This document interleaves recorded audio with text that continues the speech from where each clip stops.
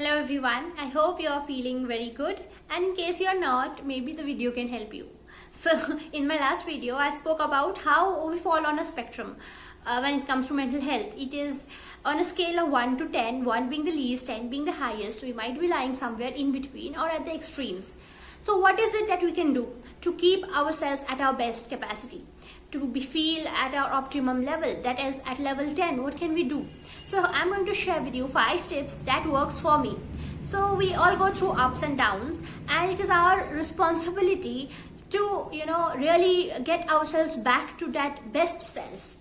So there are things that I have experienced, I have worked, and there are not many, but I have picked up 5. You can experiment with it and see for yourself if they're also working for you. Because we all are different, we all have different personalities, and we may not relate with everything. However, the purpose is that we need to prioritize mental health like we do our physical health, and take out that 5-10 minutes with ourselves. So let's get started. The first thing is accepting my limitations, my flaws. So we all know that we are not perfect beings, but we just know. Maybe we don't put it into practice, and we have to remind ourselves that we may not be good at everything. So we have certain strengths, but we also have many more weaknesses. So, or equality of both. But accepting that this is not good with me. Accepting my flaws, however, doesn't mean that we need to stop working on it if there is a need, or stop growing.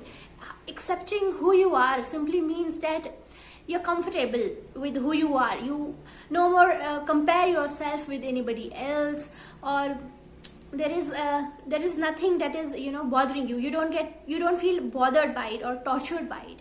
You're just comfortable with who you are. Accepting it. So that is one thing. The another thing is seeing a distance between your mind and your who you are. So in Ayurveda they talk about mind as sukshma sharir and the body as sthula sharir, which means they are basically part of the sharir.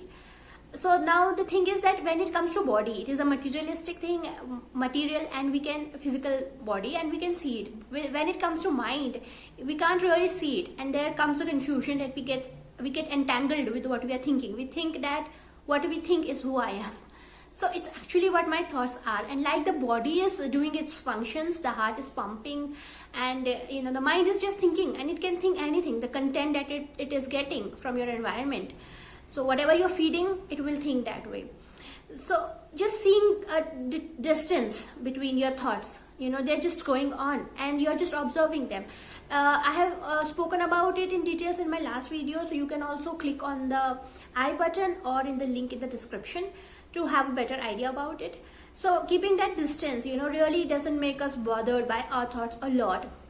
And we can just materialize that this is our mind, and like we take out that hat and put it away, you can just put that mind away from yourself. That is one thing. Another thing is being self-aware about what you're feeling, what you're thinking. So you narrowing it down specifically. How am I feeling today, right now, at this moment? Are you feeling calm, happy, anxious, irritated? What is it that you're feeling? What your thoughts are, keeping a check on what you're thinking and where is it coming from. Is there something that you can do about it? Or maybe you cannot do about it, but at least being aware, not distracting yourself. Just give that time to yourself, that how you went about throughout the day. Was there anything that you could have done differently? Was there anything that is there anything that you have formed a pattern and you want to break that pattern away? So being aware to where do you stand and what you want to do, being really close to yourself, that really helps. Another thing is nature, of course. Nature does have an effect. The sun has a real warming effect on me. So there have been many things that research shows, like there is horticulture therapy these days, and it seems long we have been making use of nature, like taking a walk taking a walk in the garden, forest. So being close to anything that is natural, because most of the day we caught up in technology, gadgets, and we are in the closed confinements. So just going out and maybe simply breathing, because most of the time we are not even breathing deep, we are breathing shallow. So just taking that deep breath and releasing all that tension, stress out, and giving yourself that time to just get out of that psychological cage or the physical cage, and that is really freeing and you feel good.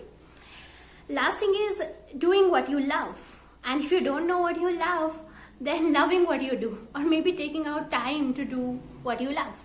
So like I like making YouTube videos, and if you subscribe to it, it's really motivating for me. So just hit on the subscribe button if you want to keep getting such content.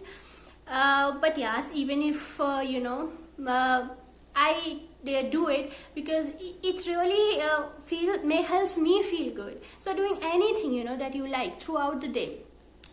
Maybe it is painting. So when you're painting, you're in that flow state. Flow, you can read about that. It was given by Csikszentmihalyi, and it's a really good state to be in. When you're painting, you're really one with the brush and with painting. You really lose a sense of time, like what you outside world, and you connect. You go into that different state where you're just in that flow state. So doing things that you love, taking out time for it, and really enjoying what you're doing really has an impact.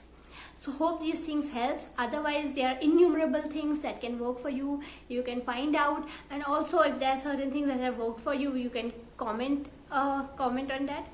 And take care of self. Bye bye.